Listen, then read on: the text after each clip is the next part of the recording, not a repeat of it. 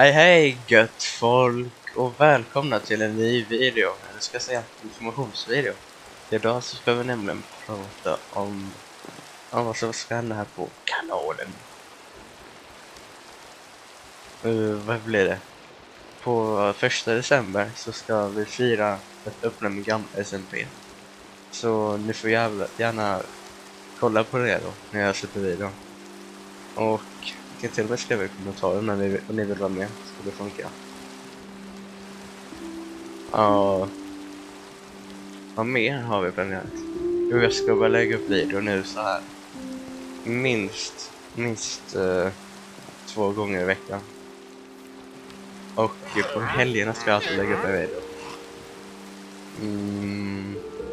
Just det, jag och Andy ska försöka spela så här julvideo som förra julen. Om ni har det så här mormors kakor eller vad den hette. Och hitta presenterna. Och ska vi jobba lite på SMP för han blev totalt förstörd av bombningar och sånt.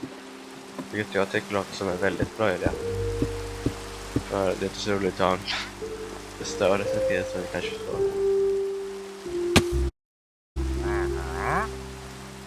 Och vad mer? Det var något mer där.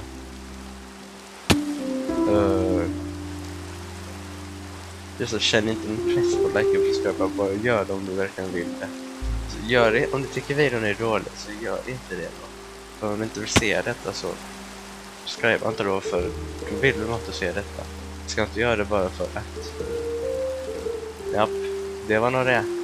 Vi ses på. Jag vet inte vilket datum.